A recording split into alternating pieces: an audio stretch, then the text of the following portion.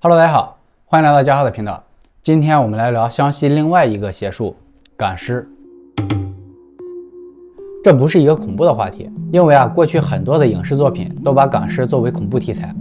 赶尸也逐渐被妖魔化。但是随着我整理了大量关于赶尸的资料之后，我发现赶尸这一现象背后更多的是社会底层人民的辛酸和无奈，它是在一种特定文化和生活方式中形成的现象。如果脱离开这个特定文化，我们就没有办法正确看待赶尸这一现象。这也是我们一听到这个词就感觉到很恐怖的原因。耐心的看完我今天的视频，我会用10分钟的时间让你了解到真正的湘西赶尸。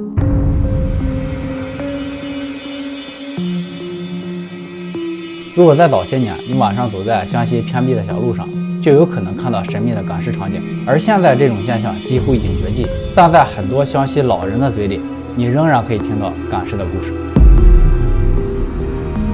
传说在4600年前的上古时代，中国的黄河流域和长江流域住着许多的氏族部落，其中的黄帝和炎帝就是黄河流域的2个有名的部落首领。而在长江流域有一个九黎族，他们的首领叫做蚩尤。蚩尤曾与炎帝大战，把炎帝打败了，而黄帝知道下一个就是他，于是黄帝和炎帝2个首领就联合起来，共同抗击蚩尤。蚩尤率领部下在涿鹿与黄帝展开了激战，直至尸横遍野，血流成河。《史地五帝本纪》记载，蚩尤作乱，不用帝命，于是黄帝乃征师诸侯，与蚩尤战于涿鹿之野。这场战役可以算是中华民族开天辟地的一战了。直至今日，我们依然称自己为炎黄子孙，就是因为这场战役的结果是黄帝打败了蚩尤，蚩尤不得已让出大片土地，一路向南推到了湘西苗疆。而在准备撤离的时候，蚩尤看着这大片死去部下的尸体，不忍心看他们死在异地他乡，于是叫来随军的巫师，叫他想办法把这些死去的战士带回家乡。巫师装扮成蚩尤的模样，站在这些死尸中间，默念了一阵咒语之后，这些尸体竟然全部站了起来。就这样，蚩尤拿着铃铛在前面引路，巫师扮成蚩尤的模样在后面督促，他们一路向南走去，最后消失在湘西的大山林。这便是湘西老人口中所说的赶尸的起源。这虽然是一个传说，但是赶尸确实是在湘西特定的文化背景下产生出来的一种职业，在过去几千年的封建历史中，它确实存在。那我们现在就来说一说，是什么造成了赶尸在湘西一直流传了下来。一直以来，湘西受到地理、自然、历史等多方面的因素影响，使这个地区发展缓慢。这里的交通堵塞，沟壑纵横。在封建时期，在这里生活的苗族人民的思想一直停留在原始的宗教阶段，他们信奉万物有灵，灵魂与物体是一个共存的关系。这也可以解释我们前面讲到的湘西巫蛊之说，他们把所有的东西都可以做成蛊，甚至石头、篾片，他们都认为这是有灵魂的。所以苗族认为，同族的人生前住在一起，死后也要埋葬在一起，这样可以保证灵魂脱离肉体之后，也能够跟同族人的灵魂在一起。他们的墓葬也大多是以宗族为单位，即使客死他乡的同族人，也要运回来埋在同族人的墓葬，否则这个人的灵魂不但得不到祖先的庇护，还会成为孤魂野鬼。再加上湘西土地贫瘠，农业不发达，很多人选择外出谋生。这些人在外地去世以后，希望可以回家乡安葬，但是古代交通不发达，再加上这一路都是崎岖的山路，车马不方便运输，于是赶尸这一行业就一直流传了下来。这一切的一切都源于他们信仰中的8个字：落叶归根，魂归故里。而真正落实这件事情就是赶尸匠。相传他们是能够召唤亡灵的巫师，他们通常身穿一身青布长衫，腰间系着一个黑色的腰带，头戴着一顶青布帽，手执铜锣和铃铛，腰间藏着一包符。如果是在早些年你在湘西看到了这一身装备，那肯定就是赶尸匠了。他们通常在夜间赶路，而且不打灯笼，只是敲打着手中的小阴锣，手中摇着一个铃铛，名叫摄魂铃，来引领这些尸体的灵魂跟着他走。小阴锣的作用就是提醒行人避开，而当地的湘西人也是很配合，听到这种声音就会把自己的大门紧闭，避免家人出去看到，也避免自家的猫狗出去咬这些尸体。如果这些尸体被外人看到，或者受到什么外力的打扰，他们就会停在原地，任凭赶尸匠怎么驱赶，他也不会再跟赶尸匠走了。而看到尸体的人也可能会惹上麻烦，所以湘西的人们听到小阴锣的声音就会主动避让，而在湘西也存在着一种特殊的客栈，这种客栈不管是什么时候，大门都是敞开的，没有盗贼会光顾这种客栈，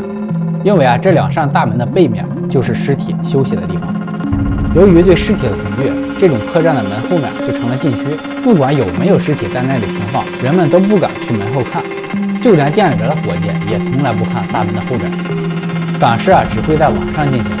通常是晚上12点开始，到凌晨4点左右就结束了。其他的时间，赶尸匠就会把尸体带到赶尸专门的客栈休息。这种客栈一般是不住人的，只接待赶尸的队伍。因为赶尸匠不是一个人，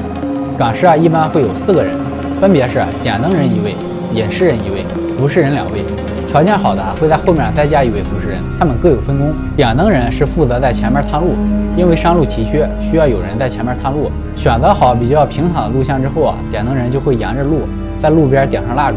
这样后面的引尸人就可以按照灯的指引走最好的路线。这个引尸人就是赶尸队伍中唯一一个抛头露面的人。我们上面描述的这个赶尸匠的形象就是这个引尸人，手中拿着摄回铃，敲着小银锣，提醒路人回避。虽然外人看到的都是他，但是在整个赶尸队伍中他是最轻松的。让尸体跟着走的关键性的人是他后面的2个服尸人。服尸人穿的衣服就跟尸体是一样的，所以在外人看起来这2个跟其他的尸体一样。他们一前一后，把几具尸体放在中间，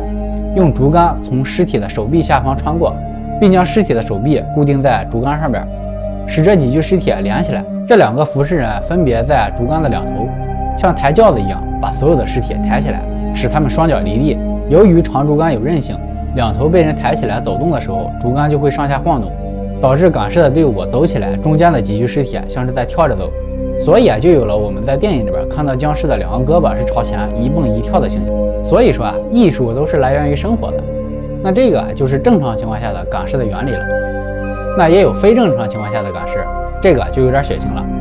有的时候赶尸匠接到任务只需要赶1具尸体，这个时候他们就需要降低成本，往往只去2名赶尸匠，通常就是前面有一个引尸人，再带上1名年轻的徒弟。刚接到尸体之后，他们会有起尸仪式，等尸体送到故乡之后也会有落尸仪式。在这2个仪式的过程中是不允许有旁人参与的，这就给了赶尸匠有很多的自由发挥的时间。他们2个会在起尸仪式的时候将尸体肢解，肢解后的4肢捆在徒弟的身上，这个徒弟会身穿宽大的长袍盖住身上绑的4肢，自己再乔装成尸体。头颅就会放在引尸人背的竹篓里边，而尸体的其他部分就会被丢弃，这样就会减轻重量。所以说要想学赶尸这门技术也是有门槛的。赶尸匠收徒弟需要满足3个条件。第一个就是胆子必须要大，因为经常跟尸体打交道，所以一定要有过硬的心理素质。师傅在考核的时候会把一个东西放在深山里边的坟头上面，等着夜深人静的时候叫这个被考核人去坟头上面把东西拿回来，做到了这一点才会进入下一轮的考核。第二个就是方向感必须要好，因为需要夜间行路。第3个是身高必须在1.7米以上，而且体力要好，因为我们刚才说到了赶尸的原理，他们的身高要可以把竹竿架起来之后使尸体双脚离开地面，所以太矮的人办不到。同时将肢解的尸体绑在身上走山路也是需要很好的体力的。等到了故乡之后，在落尸仪式的时候，他们会将头颅和4肢重新摆好，穿上衣服，中间没有的部分就会用杂草代替。等落尸仪式结束后，家里人看到的就是一具完整的尸体。其实这里的原理很简单，并不存在着所谓的巫术可以还魂，使尸体自己行走，而赶尸真正的难点在于他们尸体的防腐技术。赶尸的过程一般会持续很多天，再加上湘西气候炎热，尸体如果不能及时处理，就会在很短的时间内腐烂。而赶尸匠在接到任务之后，他们在起尸仪式上会对尸体进行封尸处理，他们会对外宣称自己是使用巫术将尸体的灵魂召唤回来，再加上历代祖师灵魂的庇佑，使尸体不腐烂。但其实他们会在尸体上涂上他们特制的药剂，使尸体能够防腐。这些防腐手段才是赶尸的核心技术。传说被赶尸匠处理过的尸体，就算10几天没有下葬，尸体也会完好无损，丝毫不会腐烂。在了解完真相后，赶尸其实并不神秘了。其中一个较为真实的事件发生在1950年，当时刚刚解放，2个解放军战士被派往湘西警察驻所的途中碰到了一件事儿。他们在路上看到一队人形迹可疑。当时的社会背景复杂，特别是在湘西的大山里边，经常会有不法分子出没。于是2个解放军就跟了上去，尾随他们进了客栈。在他们吃饭的时候，解放军突然闯了进去，只看到1个人在吃饭，其他的几个人都在墙边一动不动。这个人告诉解放军自己是当地的港师将，这几个都是尸体。当听到这个消息的时候，2个解放军也是很害怕。了解完事情之后赶紧走出了客栈。可走出来之后，2个人就越想越奇怪，尸体怎么可能自己走路呢？其中1个人就想起客栈里边的一个小细节，当时的港师将正在吃饭，桌上摆了1桌的饭菜和好几个碗。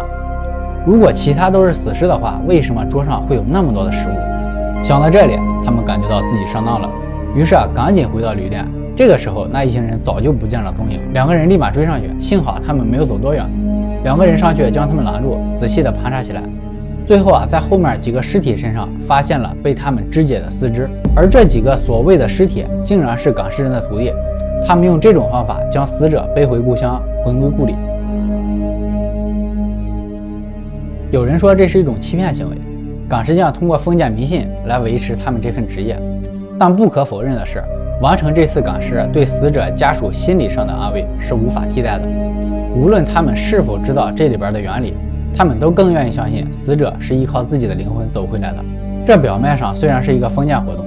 但是在港师背后蕴含的却是生活在最底层人民落叶归根的思想愿望和强烈的宗族意识。正是这种强烈的宗族意识的驱动下，客死异乡的人回到故乡才能够给他们亲人最大的安慰。我们华夏文明5000年，这是中国人刻在骨子里的精神传承。那么在这里，港师的话题我就分享完了。希望大家在面对这些封建习俗的时候，能够了解这些行为背后的故事。当你了解了之后，可能会有不一样的看法。感谢大家的观看，如果大家喜欢我的频道，不要忘记点赞、评论、加关注。